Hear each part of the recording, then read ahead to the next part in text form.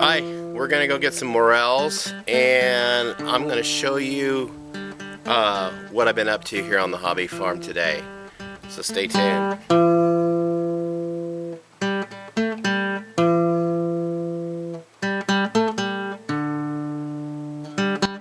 Hi, welcome to Pine Meadows Hobby Farm. I'm your host, Jerry Hansen, and like I promised, I'm going to be going back up on the mountain and looking for some more morels to see if any more have popped up.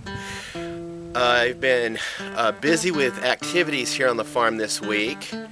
Couple of the activities are mechanics and maintenance. I have some problems. So first of all, my backyard is getting fuzzy.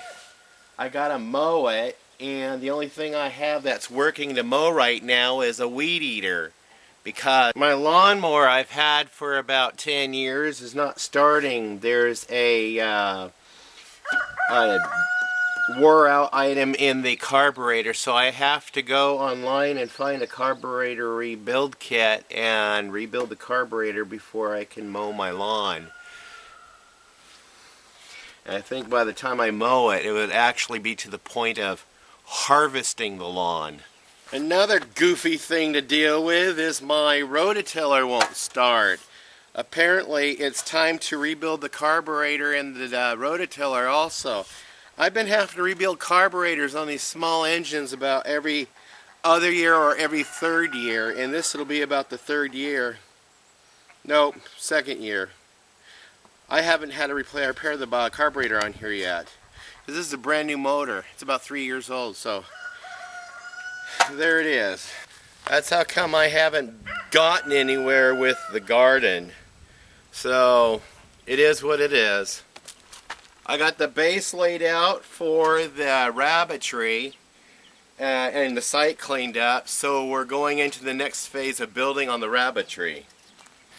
Now you'll notice I've got all 4 of my beehives in. Hey, I just wanted to point out the poles that I put them on. I've got those all free from one of those estate cleanups, so that's why I'm using them in this manner. I thought they would be excellent because they're pressure treated and they'd be a good support for beehives. And here in our state, you can only have up to 4 beehives before you have to start registering with the state. And so I don't want any more than just 4 beehives, so this is it. I got them all together.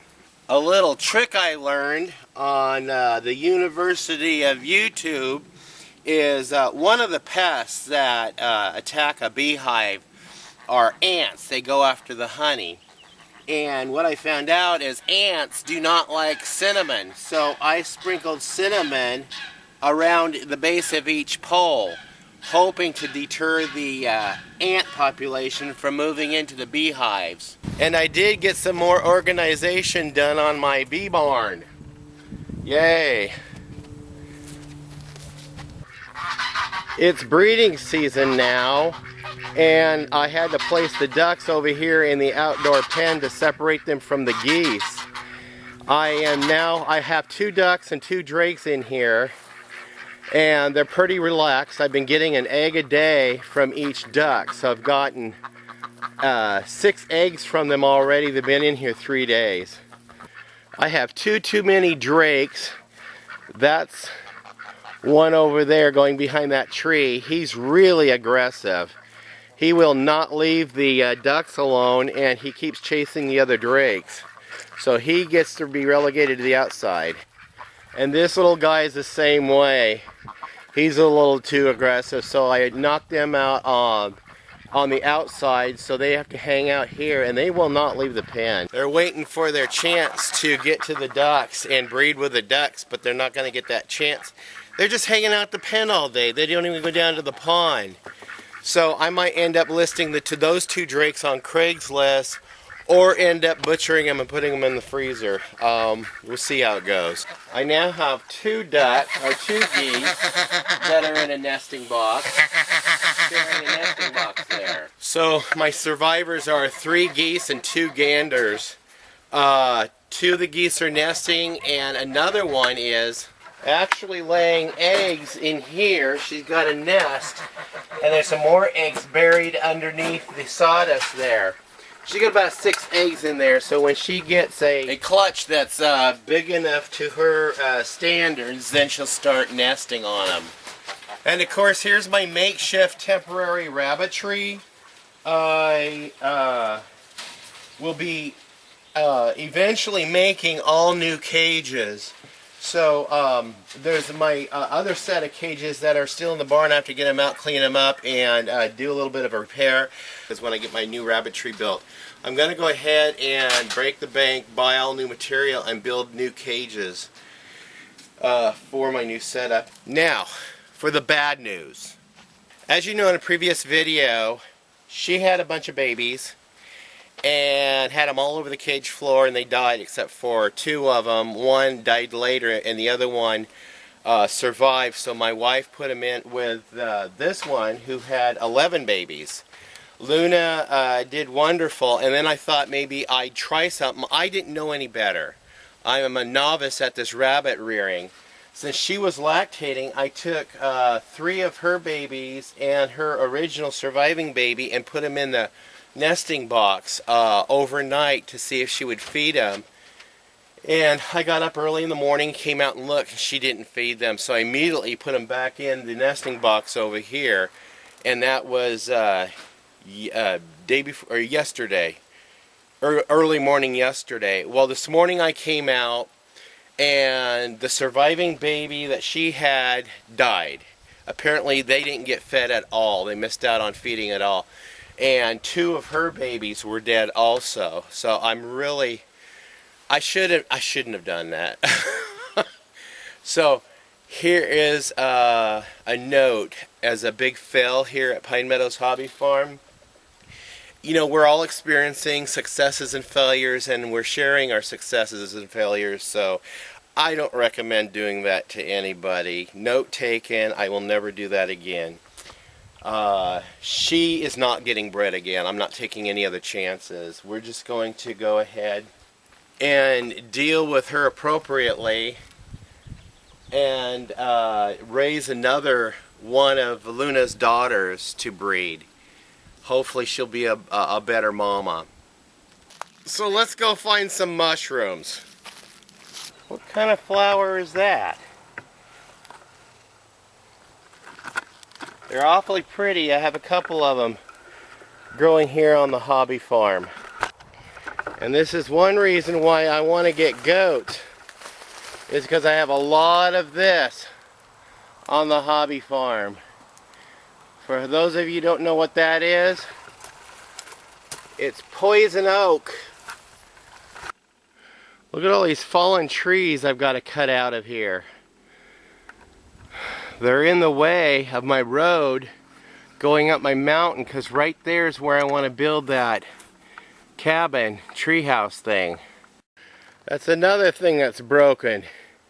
It's my chainsaw. I got to get a carburetor rebuild kit for that thing too. There's another pretty flower.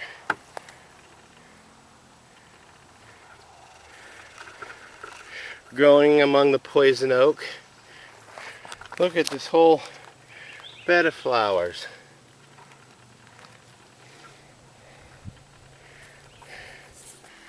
We had a really good rain yesterday and the day before yesterday, so I'm hoping there was enough moisture here to cause some more sprouting of morels. Another wild edible. There's some more miner's lettuce growing up here on the mountain. I was hoping to find some wild ginger growing up there. Oh, there's some more miner's lettuce. But I haven't seen the flower, which I researched that indicates it's wild ginger. Of course, I have to familiarize myself with the leaf and stuff. I don't even see any fern growing on my property.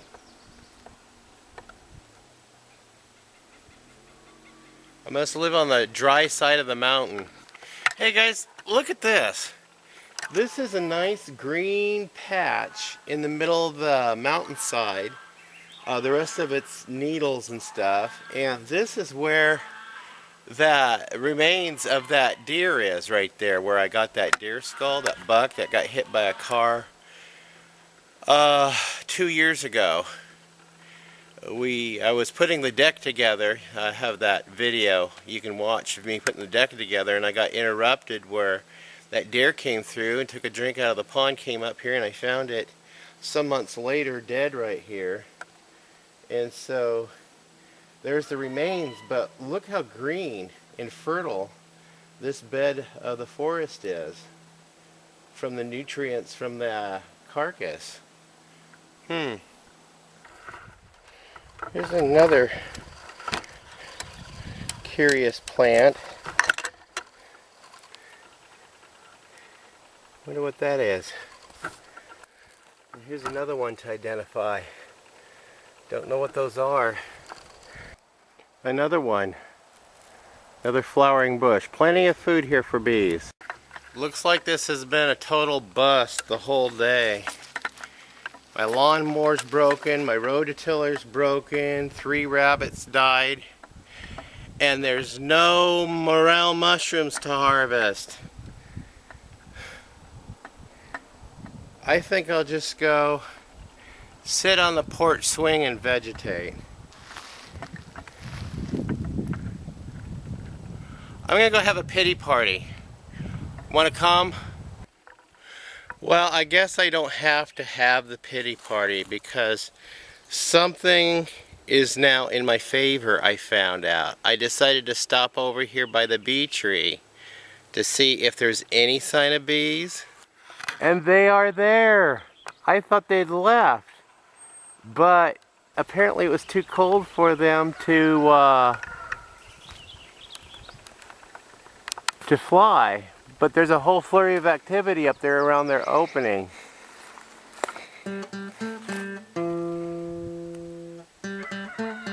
So I'm Jerry Hansen, your host here at Pine Meadows Hobby Farm. I want to thank you guys for joining me. Please subscribe, give me a thumbs up, leave a comment, and we'll see you on the next video. Bye-bye.